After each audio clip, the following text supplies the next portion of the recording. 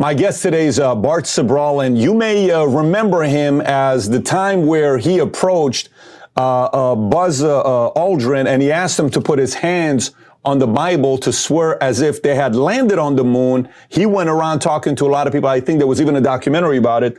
And then Buzz Aldrin got upset and punched him in. If you've ever seen that clip, that's the individual I'm interviewing today. He just recently wrote a book called Moon Man, The True Story of a Filmmaker on the CIA hit list. He was also the infamous man behind the man behind the infamous Funny Things Happen on the Way to the Moon. He does not believe we landed on the moon. He thinks it's a hoax, and a lot of other things are hoax. We're going to see if we can figure this thing out by the end of today's interview. Having said that, Bart, thank you so much for being a guest on Valuetainment.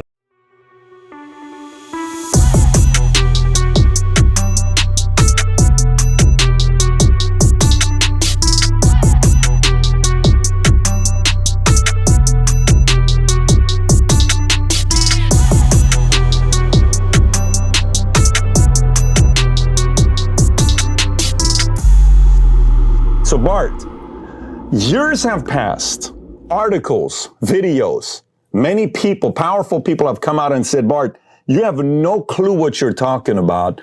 Tell us why you were so convinced that the moon landing was a hoax, and what gave you this idea that it was a hoax?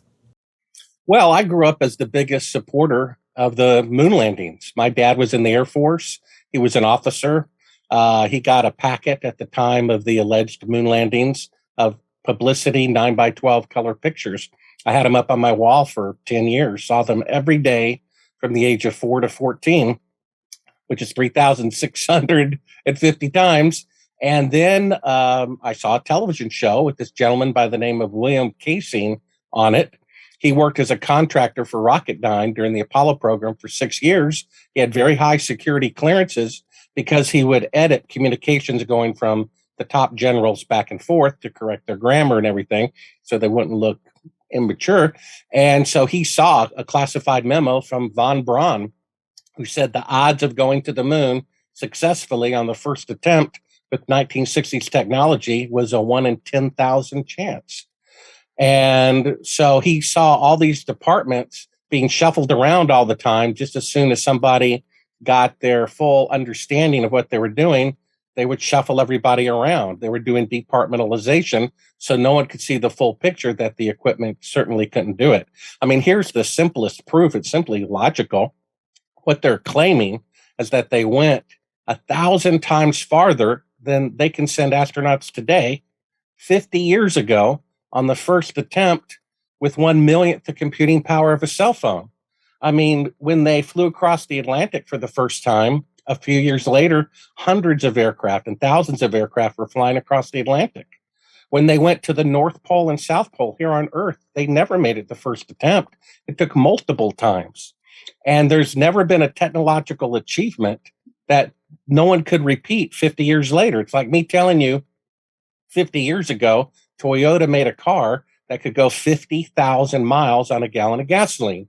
And yet today, 5 decades later, their best car can only go 50 miles per gallon, or 1,000th the distance. You would laugh and say the original claim is preposterous. And so here we are 50 years later, and now the farthest they can send an astronaut to the moon is 1,000th the distance that they claimed to have done on the first attempt 50 years ago with less computing power than a cell phone, 1/1,000th of the computing power. It just doesn't add up. It's the only technological achievement that could not be repeated 50 years later. It's never happened. It's also the only time that they deliberately destroyed a technology. I mean, the B-52 is 70 years old, and there's still 200 of them in service. And yet they admit they destroyed all the Apollo equipment, and they're claiming they have to go back to the moon and recreate it from scratch. They destroyed all the original videotapes, all the original blueprints. You would never do that if you really went. You would only do that if there was a fraud and you were trying to cover your tracks. So I started looking into it at a 14-year-old thinking, hey, maybe this guy's right. I was open-minded 14-year-old. And then 10 years later, I'd become a filmmaker, and I was editing for the filmmaker who had produced the show I saw 10 years earlier. I said, do you remember that guy in your show who said we didn't go to the moon? No. call the San Francisco production office. I did. They said, hey, look, if you called 1 or 2 days later, we wouldn't be able to tell you because we're deleting all 10-year-old archives. So I called up the guy. He said, hey, you're a filmmaker. You should do a film about this. I took off about 6 months. I found out that 2 of the 3 astronauts on the first mission never give interviews. I found out that the administrator of NASA resigned days before the first mission. It's kind of strange before you're putting this big feather in your cap. I found out that the Soviets had launched the first satellite, the first animal, the first man, the first woman, the first spacecraft, the first of 2 spacecrafts at the same time. And they spent 500 hours in space for every 100 hours in space, and they never went to the moon. And then I look at these shadows. I'm a filmmaker. My job is to make fake scenes look real. And I can tell you from showing you one simple photograph that the moon landings are shot with electrical lighting. I mean, if you go out in sunlight, I can share my screen if you want. Shadows always run parallel. You and a friend go out on a sunny day, and you'll see your shadows will never intersect. But in some of the moon pictures, they intersect at 90 degrees. Do you have the pictures to show us to explain what you mean by it? Yeah. Take the lead. Let's see what you have. Let's and folks, if you're watching this right now, put a thumbs up if you believe moon landing happened. Put a thumbs down if you don't believe it happened. If the topic interests you, smash that subscribe button. But Bart, show us what you mean by this lighting. So here is a picture that I took in sunlight. You'll see that the shadows, because the sun is about 1,000 times bigger in diameter than the Earth, that it casts shadows in the same direction over an entire continent, right? Here's a picture that NASA claims was taken on the moon, okay? Here you see the shadows are from an object about 5 feet apart from one another. Here's the astronaut shadow going at 12 o'clock. Here's the shadow of a rock about 5 feet away. It's going at 9 o'clock. I mean, this is all the proof that you need that the moon landings are fake. My job as a filmmaker is to make fake scenes look real. I use electrical lighting all of the time. And when I looked at those pictures, 10 years after I had heard Bill Casey on television for the first time, when I was a professional filmmaker, I said, these things are guaranteed 100% shot in electrical lighting. I mean, there it is right here. This is all the proof that you need that we didn't go to the moon. And then in the course of making a funny thing happened on the way to the moon, we found classified footage of them faking part of the photography right in front of your eyes. I can share that now or share that in the future. Show it to us. Show it to us. You're on a roll right now. Let's see it. Okay. You just messed up with our head today, but go ahead. You're on a roll. Okay. Well, here's what I popped in this tape and what was on the label of the tape and what was actually on the tape. Of course, this is in a copyrighted film from me. A funny thing happened on the way to the moon. I popped in this tape and researching my film, and it said, do not show to the public. Okay. Mind you, I had asked them for all the footage from just the first mission, figuring if they faked it, they were more likely to have made a mistake the first time they faked it. So I pop in this tape. It says, do not show to the public. Right. And then I'm going to cue up the next shot of it here. And then I see this particular shot here of what is allegedly the blue Earth floating in space, because at this point in the mission, they're supposed to be 130,000 miles away from the Earth. And this is allegedly with the camera up against their window, shooting the Earth far away, which it's not. They were on the rocket, but they never left Earth orbit. And what a surprise. Here we are 50 years later, and they still cannot send an astronaut beyond Earth orbit. Isn't that amazing? I mean, question. When they were doing this, were you following the whole thing from the day they left to the day they landed on the moon, or no? Well, I was only 4 years old at the time. I investigated this 30 years after the fact. Okay, so if you investigated, here's a question for you. So when they left, this is when they left to go land on the moon, from the day they left Earth, when did they land on the moon? How many days did it take till they landed on the moon? Well, they allegedly left on the 16th of July, 1969, and allegedly landed on the moon 4 days later on July 20th.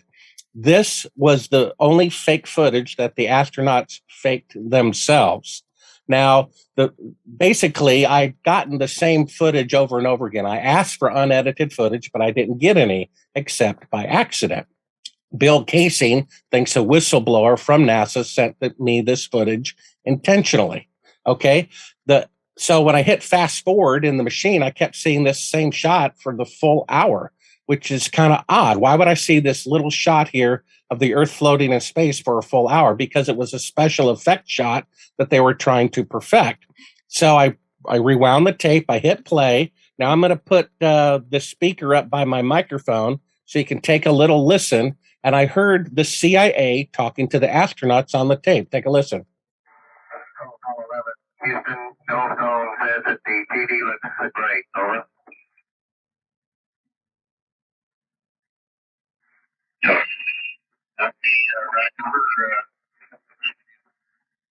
Okay, so you just heard NASA talking to the astronauts. Hey, the TV picture looks great. Then there's a 4-second delay. And then a third party, the CIA, says talk. And then the astronauts answer, hey, the TV picture looks great.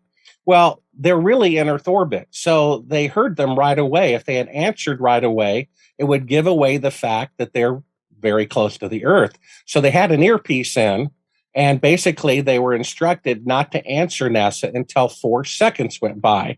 So first they were asked the question. They counted off 4 seconds. The CIA said, talk.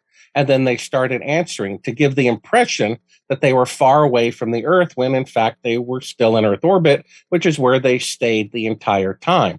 And they claimed, as you'll see from the next clip, or I could show that talk one more time if you want to hear it. Goldstone says that the TV looks great. Over. Yeah. Great. Over. Go back a little bit. Who quickly prompts them with, You can edit this out if you want. This is from my immediately documentary. Neil Armstrong speaks.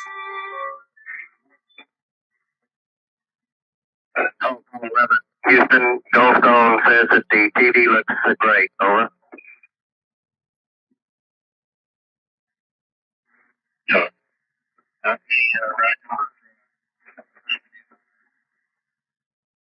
So whoever's saying talk, they're crystal clear. NASA has that radio EQ. The astronauts have that radio EQ. But whoever said talk, that's the CIA. They're very close. So basically, they're trying to create a fake radio. Now, why are they doing that? What's the motive to fake this? Okay, because they can't leave Earth orbit.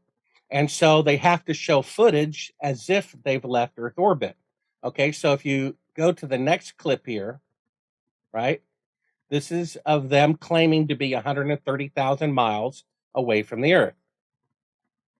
We only have one window that has a view of the Earth, and it's filled up with the TV camera. Okay, he just said they only had one window that faces the Earth, and it's filled up with the TV camera, right? Which it would have to be. If this is really the Earth floating in space, then they have to have the camera's lens up against the window in order to shoot this, right? Here he is claiming, first he claimed that the lens of the camera is up against the glass to shoot this. This is allegedly the Earth floating in space, and this is space around it. But you'll see in a minute, this is really the circular window of the spacecraft with a section of the Earth outside of it, and the camera's pulled back at the back of the spacecraft with all the lights turned off, all of which they talk about because they thought these private conversations would be edited out. So let's take a listen of him claiming that he's 130,000 miles away from the Earth or halfway to the moon. Roger, Houston, Apollo 11. Calling in from about 130,000 miles out. Okay, Yeah. so right now he's claiming that this is 130,000 miles out, that this is the Earth floating in space, right? And that he has the camera up against the window's glass. Hold on, let me try to put these side by side. Okay. So here he is claiming on the left-hand side that this is the Earth floating in space. And he also said that the camera is up against the glass of the window. But look on the right-hand side where the recording they thought stopped, but it kept going. They also say on the tape that this is for playback later, meaning it's not live like they claimed. Now take a look at the image on the right-hand side instead. Okay. So here you see the real position of the camera. This is the footage that we uncovered that they said at the beginning, do not show to the public. This is proof that they're faking being halfway to the moon. Here's a work light inside of the spacecraft. They put a crescent piece of material inside the window to make it look like the Terminator line between night and day. Here they are removing part of that. Those are the astronauts in front of the window removing. This is a 1 foot model of the Earth. You see that? Then we see the iris open up and we see the real location of the camera being at the back of the spacecraft. You see that? So they just faked being halfway to the moon. See, this is really the window of the spacecraft in Earth orbit with the bright Earth shine coming through. But over here, they claimed it was the Earth floating in space. Do you see that? We have the unedited version. That's why it said at the beginning of the film, do not show this to the public, right? And, they're claiming that they're 130. How'd you get this footage? Well, Bill Casey believes a whistleblower from NASA sent it to us. So basically, 3.5 years into the 7-year project of making a funny thing happen on the way to the moon, I discovered this footage of the crew of Apollo 11 faking being halfway to the moon. Now, why are they faking being halfway to the moon? Because they cannot go halfway to the moon. If they could really go, we'd be seeing the real Earth out the window, and they wouldn't be faking a 1 foot model of it like they're doing now. So if they're faking being halfway to the moon, it means they cannot leave Earth orbit. And what a surprise, 50 years later, they cannot leave Earth orbit. It's largely because of a radiation field that starts at about 1,000 miles up that they would have to go through in order to reach the moon. That radiation field is 25,000 miles thick. And the only time in history that someone has said to have gone through it is the Apollo astronauts to the moon and back. And NASA's own Kelly Smith says that the technology to go through that radiation has yet to be invented. I can show you a clip from that if you'd like. All righty. We are headed 3,600 miles above Earth, 15 times higher from the planet than the International Space Station. Now, what he's talking about is when they sent an unmanned probe into the middle of this radiation field. As we get further away from Earth, we'll pass through the Van Allen belts, an area of dangerous radiation. Radiation like this can harm the guidance systems, onboard computers, or other electronics on Orion. Naturally, we have to pass through this danger zone twice, once up and once back. Just like they did when they allegedly went to the But moon. Orion has protection. Shielding will be put to the test as the vehicle cuts through the waves of radiation. But Orion has protection. Shielding will be put to the test as the vehicle cuts through the waves of radiation. But Orion has protection. Shielding will be put to the test as the vehicle cuts through the waves of radiation. Sensors aboard will record radiation levels for scientists to study. We must solve these challenges before we send people through this region of space. We must solve these challenges before we send people through this region of space. We must solve these challenges. So Bart, go. Okay, so the point about this is you can edit some of that out. I didn't. Basically, he's saying we must solve these challenges before we send people through this region of space. Okay, so basically, the guy just said that the technology to go through the radiation belt has yet to be invented. First, he called them dangerous radiation. This was from an unmanned probe, I believe it was in 2016, the Orion project. Okay, they sent an unmanned probe up there with 2 Geiger counters. They said it's a dangerous radiation, and he says we must solve these radiation challenges before we send people through this region of space, meaning the technology to send human beings through the radiation field has yet to be invented.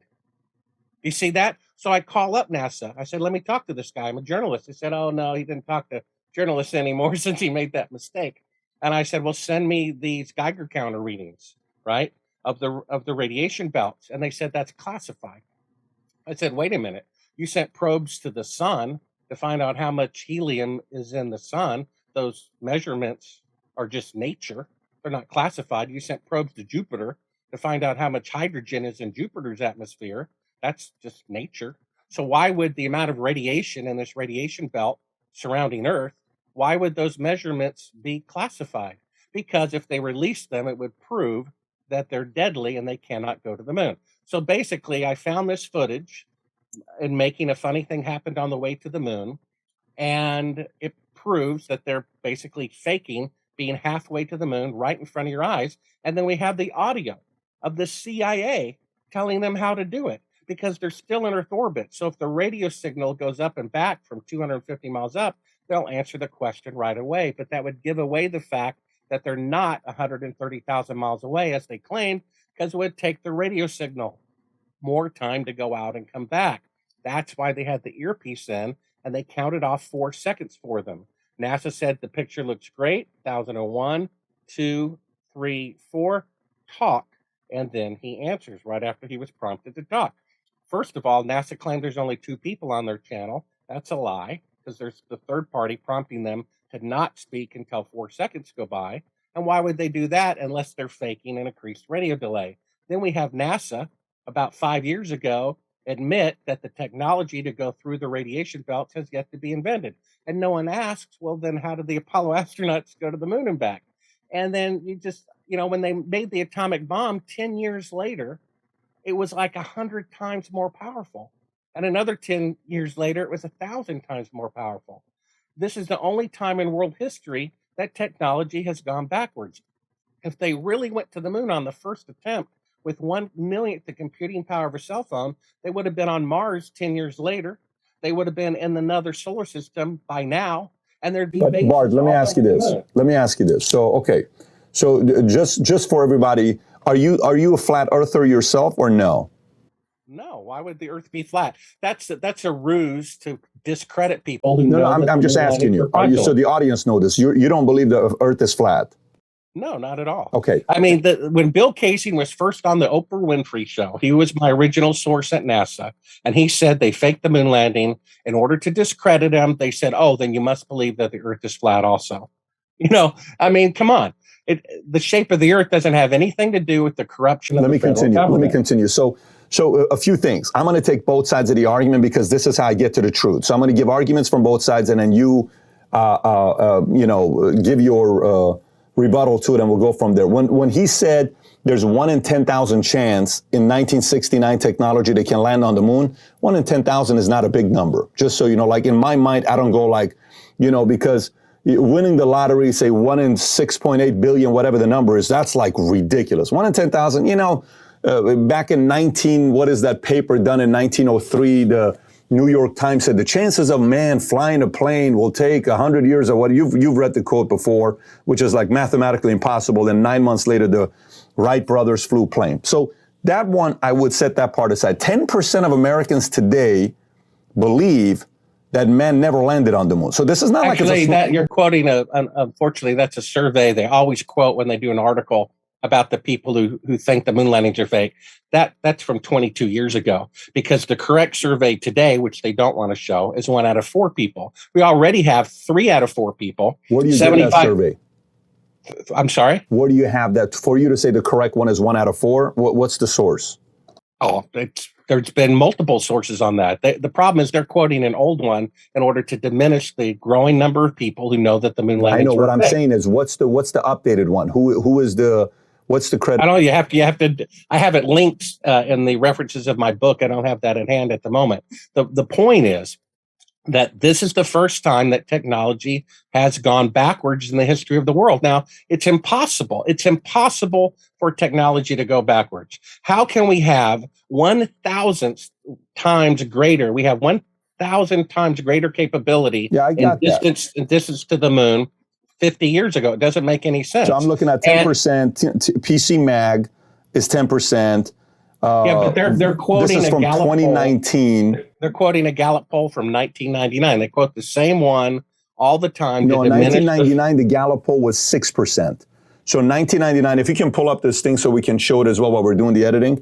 In 1999, it was 6%. Today, it's 10%. But still, what I'm trying to say is 10% is a big number. That's not a small number. 10% is still a big number to say 10% believe this never happened.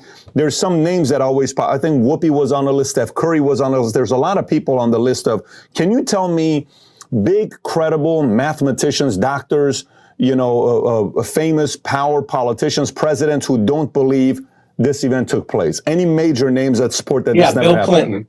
On page 156 of his book, My Life, he tells a story about when he was working with a carpenter back in 1969.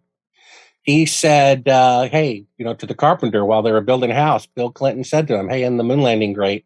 The carpenter said, I don't believe them. Those television people can make you think one thing when they're really doing something else. And then he said, after spending 8 years in Washington, he came to believe that the old man was ahead of his time, meaning he also agreed that the moon landings were fake. It's very simple. There's no independent eyewitnesses, no independent press coverage. You know what I mean? It's like they have a TV picture completely controlled by the federal government and 3 government employees of the alleged greatest event in human history. I mean, it's unbelievable that they're claiming that they went 1,000 times farther than they can go today 50 years ago with 1/1,000,000th the computing power that they have today. It's a preposterous claim.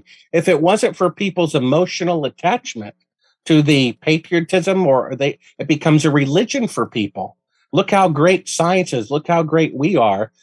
They would already acknowledge it. Can you walk us through what happened with the Buzz Aldrin incident? You were trying to do you were setting them up. You were speaking to a few different people. Kind of walk us through what happened on that day. Well, let me go back a little bit to the progress here, even though we're kind of doing this out of order. Basically, when Bill Kaysing first suggested that I do a film about this, right, which is when I was 24 years old, it was about 30 years ago, I turned it down because I saw the shadows intersecting. I saw the Soviets were more advanced. I saw 2 of the 3 guys don't give interviews. The administrator resigns. By the way, who were the 2 guys that didn't give the interviews? I'm just curious. Well, Michael Collins and Neil Armstrong. They only make very brief anniversary remarks every, 10th anniversary or something like that. Buzz Aldrin does, all the talking for them. And I find that kind of odd.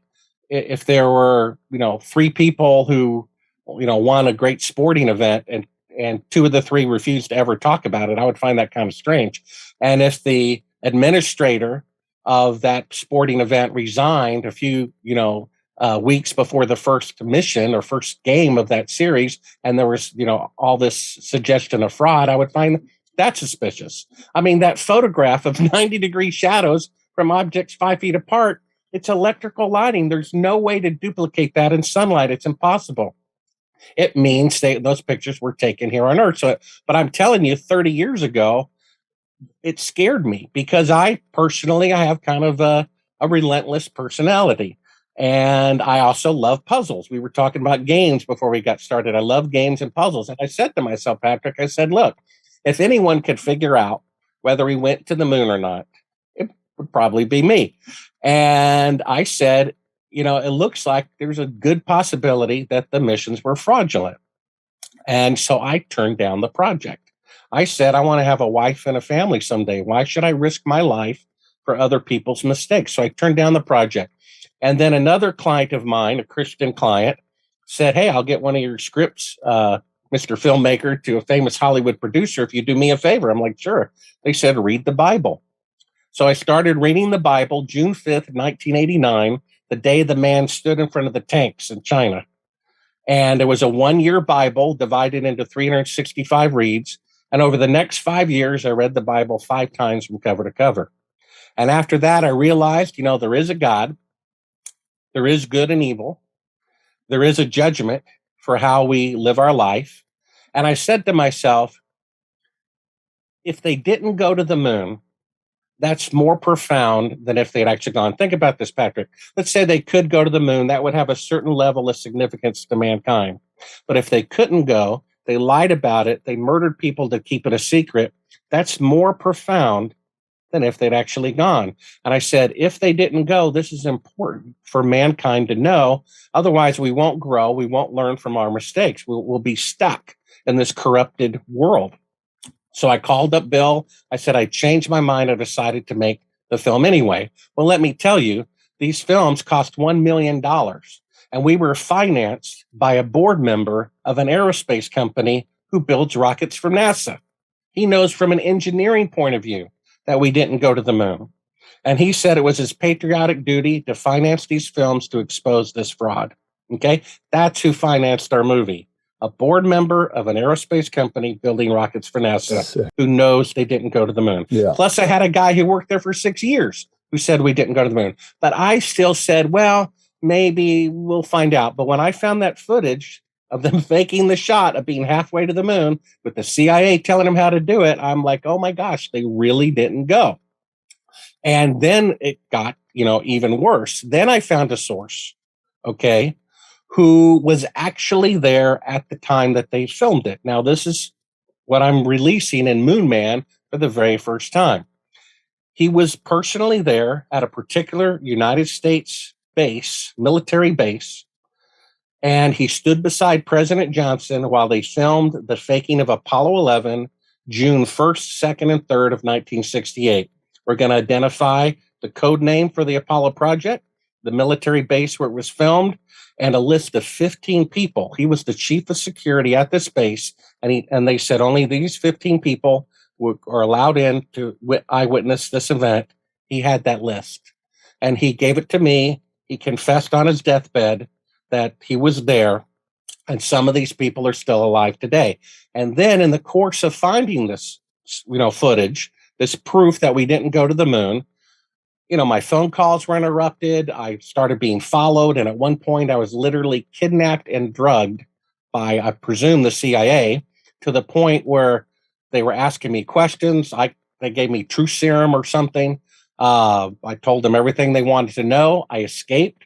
I took my urine sample to a lab to prove that I had been drugged illegally by some exotic truth serum drug. I call back, or actually a friend does, because I was trying to not show if they were listening to my phone conversations where I'd gone, but somehow they found out anyway. When my friend called the lab to get the results, they said, well, we had a problem. And I said, well, what was that problem? They said, well, there was a break-in over the weekend in our lab. And they said the only thing stolen was your urine sample. So all of this, it leads up to the second film, Astronauts Gone Wild, where I just had the thought, from TV shows growing up, hey, why not ask somebody to swear on the Bible? So we tracked down a lot of these Apollo astronauts and asked them to swear on the Bible that they walked on the moon. Most of them would not do it. One of them, of course, punched me. One of them kicked me. One of them threatened to shoot me. One of them threatened to hit me. And one of them, when I was in their house, and they literally physically kicked me from behind when my back was turned, right after they said they're not a violent person, so they can't even not lie for 5 seconds. In the commotion, we left a wireless microphone on them. Do you have footage of all this stuff? Do you have Yeah, it's in Astronauts Gone Wild. They have it queued up right now if you want to take a listen to it. Yeah, if you got it, I'd love to see it. And basically, let's see. And you own this footage, right? This is your footage. Yeah, this is my copyrighted film. And so basically we left a microphone on this guy, my camera guy, in the commotion of being threatened to be shot, left the camera rolling in the back of the car. And when they went back inside their house with the doors closed, we heard their private conversations. And, because these are high quality microphones, they work for quite a distance. And when the production secretary who was transcribing all the interviews with the astronauts, a month or so later, she calls me up very excited, says, Bart, do you know what they're talking about in their house privately? When the camera was still recording? I said, no, tell me. She says, they're talking about calling the CIA to have you assassinated. I said, yeah, that's funny. She says, no, Bart, no, I'm serious. I said, yeah, that's really funny. She says, no, Bart, you're not listening. I'm being serious. And sure enough, they're discussing calling the CIA to have me assassinated. I'll cue it up right now. The question is, if they really went to the moon, why would they need to call the CIA to have a journalist who's completely wrong assassinated? Right? So let me cue that up for you here. I have it here. And here it is right here. What do you think, Eric, George, what do you think? Did man land on the moon? mean, I can go with either one. I mean, I'm not bought in. Alrighty, so here's a clip from Astronauts Gone Wild where you can hear No. that live microphone, and I'll play it for you now. You want to call the CIA? Have them whacked. And there you have it. Do you want to call the CIA and have him whacked?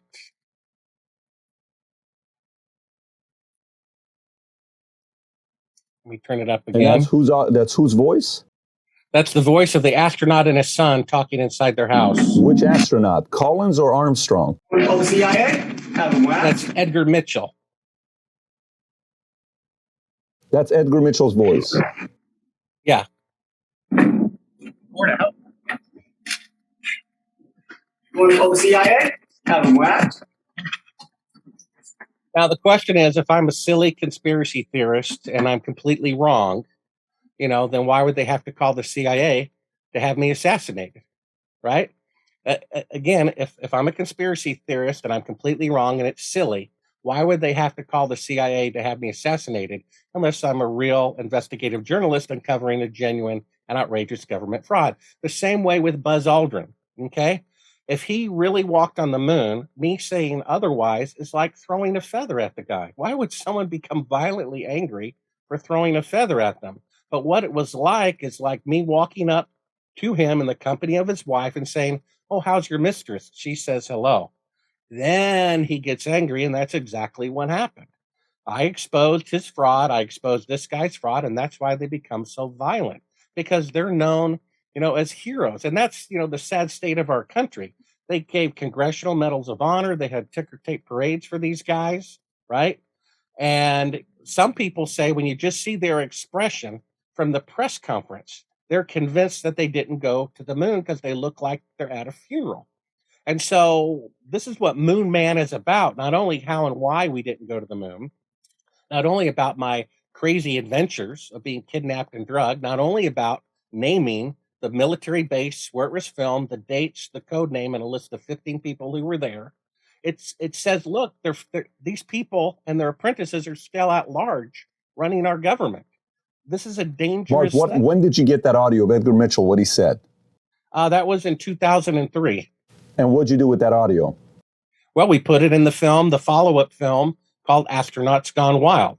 No, did you ever give that did you ever approach anybody and share it with, the cops or anybody just to say, here's what was said, or no? No. However, when my source, about naming the base, the code name for the military base, and the list of 15 people who were there at the time, some of whom are still alive today, And when I named all of this, I confirmed this with that person's surviving family member. And when I did that, a couple of days later, their house was broken into. Even though they had a security system with cameras, they were somehow disabled. Somehow they knew their password. Everything from their house about their relatives' involvement in the military and at this base was confiscated. And 2 or 3 days after that, they were visited by 2 government agents who threatened them and their family members with death if they ever spoke to me again. At that point, I contacted the White House press secretary. I contacted a United States senator on the Select Intelligence Committee, and I contacted the FBI near where this person lived to give them protection. I mean, this is a very serious thing. You have to understand Ralph Nader, he wrote a book in the 60s, Unsafe at Any Speed, right? And the CEO of General Motors, James Roche, admitted that he had Ralph Nader followed by former FBI agents, right?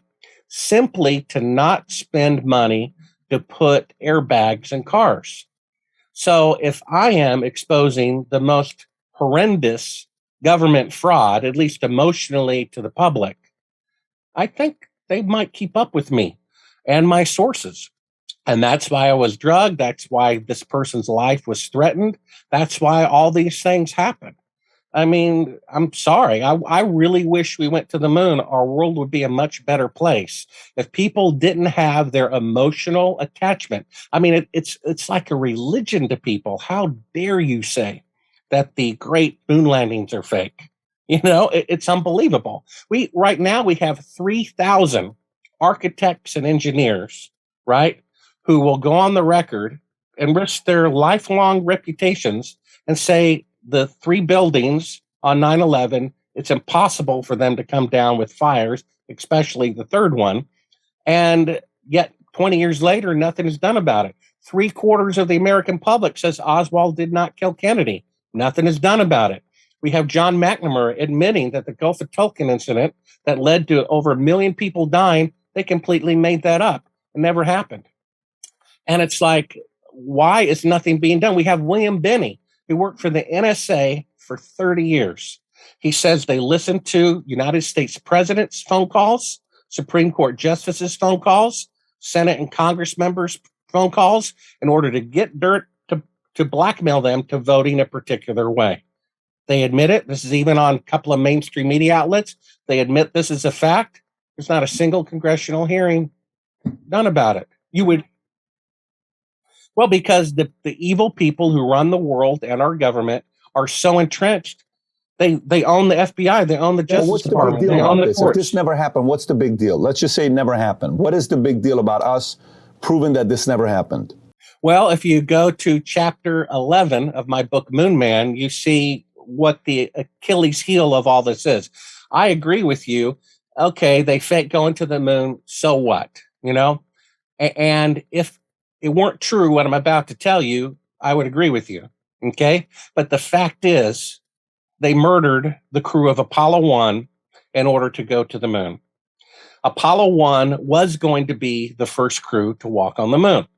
And they were murdered on January 27th, 1967. It's not my opinion. It's the opinion of the dead man's widow. It's the opinion of the dead man's son, who was a 747 pilot.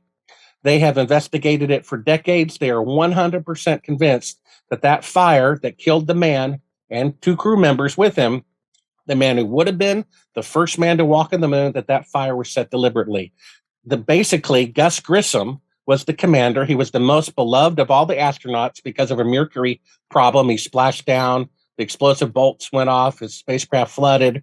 He admitted at the press conference he had rolls of nickels in his pockets to give to his son and school children to say this nickel has been in outer space. But when he started sinking to the bottom of the ocean with all that extra weight, he said, maybe it wasn't such a great idea. The press corps laughed. And then somebody asked him, they said, "Were you afraid?" And he said, Patrick, "Of course I was afraid." And everybody loved him. He was the biggest critic of the Apollo 1 program. He wrote to his senator, he wrote to his congressman, he wrote to every general saying they're not fixing anything.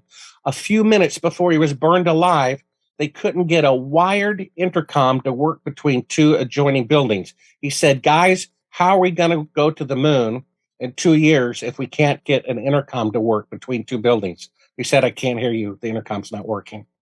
You see, and so he told his wife, who I interviewed extensively, okay, that the CIA was all over the launch pad the day before the fire. The CIA went to his house and confiscated all of his critical reports he was filing with Congress before they even informed his widow that he was dead. They murdered the Apollo 1 crew because he would not cooperate in faking of the moon landing. So the reason why... This is a conspiracy, obviously. This has not been validated, or it's not been... This is a conspiracy. You're saying that they murdered the 3, Gus, Edward, and Roger. Well, it's not a theory. This is the valid, lifelong opinion of Betty and Scott Grissom. They have done thousands of hours of investigation. I'm just sharing their opinion. Their opinion is the Apollo 1 fire was set deliberate. Okay, right? And they have forensic evidence to back it up. So why would they burn alive? Why was the CIA there the day before the fire? Why would they kill these 3 men and then later fake the moon landing? Because he wouldn't cooperate with it. That's why. He hung a lemon the size of a grapefruit at the top of the spacecraft a few days before he burned alive. He said, "This thing is a lemon." He said, "We're 10 years away from going to the moon, not 2. And he complained thousands of times, "You need to fix this, this, this." They never fixed any of it because they knew they were only going into Earth orbit and they had not yet informed the astronauts. Same thing with Barron. He was a whistleblower and he did a report, 2 reports for Congress saying, you know, this is not going to the moon by the end of the decade. And yet they claim they did something. You know, they're claiming they need 15 years to return to the moon with 5 decades better technology than when they had an 8-year goal to go to the moon. Before cell phones and microwave ovens, they could do it in 8 years. Now, 50 years later, it's going to take 15 years to go to the moon. What's the argument they're making today why we can't go back to the moon? Why we haven't been back to the moon? What's the argument? What are they making? But they're making an argument. What's their argument? Well, they said they destroyed all the technology, therefore they have to build it all again. Well, it only took them 8 years last time. You don't understand. I mean, Reagan said they'd go back to the moon in 5 years. Never happened. Then the president after him, Clinton, said they'd go to the moon. Never happened. George Bush Sr. said they'd return to the moon in 5 years. Never happened. George Bush Jr. said twice they'll go to the moon in 5 years. Never happened. Obama said we'd go to the moon in 5 years. Never happened. They said we're going to send an unmanned probe, and they said they're going to send an unmanned probe to orbit the moon, and that never happened. They said that in 2016, by 2018, we'll have an unmanned probe going around the moon. That never happened. They can't even do that. Did Trump ever say we're going on the moon? We're gonna. I think he set the goal of 2024, and they just said about, I don't know, 3 or 4 months ago they can't do that either. And China, which is the most industrialized nation on the planet, says they need 15 years minimum in order to go to the moon. So how come they could do it 50 years ago in 8 years, and now with 5 decades better rocket and computer technology, they need twice the time to go to the moon? It's illogical. There's never been a technological achievement that no one could repeat 50 years later. Never happened. Just crazy questions for you. It was fraudulent. Loch Ness Monster, conspiracy or real? I have no idea. What does it matter? I'm curious. Bigfoot is Bigfoot. Well, I mean, you know, theoretically, they're discovering, I think, in the ocean about 10 new species a day, and they've been doing that for the last 50 years. So theoretically, I suppose there could be a theoretically prehistoric creature deep down somewhere that's still alive that people don't know about. Megalodon. Is there a megalodon, or you believe there's still a megalodon out there, or no? I don't know what a megalodon is. What is it? You've never seen Meg? The movie? You've never seen Meg? Listen, Bart, what are you doing? You're missing out on some great... I'm writing books and making movies. 5-star, movies out there. My kids would tell you it's one of the greatest movies of all time. Here's another question for you. I'm a man who believes in God, but what do you say to people that say, let me get this straight. You don't believe man landed on moon, yet you believe in a God you've never personally, physically met before. What do you say to that? Well, I said those people need to read 2 books. The first one is called Privileged Planet, and the second book is One Cosmos Under God. And they will see that mathematically, the odds of there being life on Earth or anywhere in the universe is not likely at all. It's like winning the Powerball 20 times in a row. Remember, what the government says is generally the exact opposite of the truth. They're trying to tell you that there must be life everywhere, but these 2 books show you there shouldn't even be life on Earth, that it has to be by design. There's no other explanation for it. Things don't make themselves. Cars don't make themselves. Look at our body. All the departmentalized organs doing their job, the ear, it's obviously designed. Now, whether you can understand it or not doesn't matter. Intellectuals get so prideful. They say, well, if we can't comprehend it, it must not be true. Well, my dog, I can open the hood of my car and say, this is the alternator, this is the starter. It will never understand a spark plug, but it doesn't mean that the engine wasn't designed by an intelligence higher than itself. So the fact is, logic says they didn't go to the moon, because it doesn't make sense that they could go 1,000 times farther than they can go today, 50 years ago, with 1/millionth the computing power of a cell phone. That's completely illogical. It's the only time in history that technology went backwards. It's the only time in history that a technological claim couldn't be repeated 50 years later. You have an audience of 2 people here outside of you and I.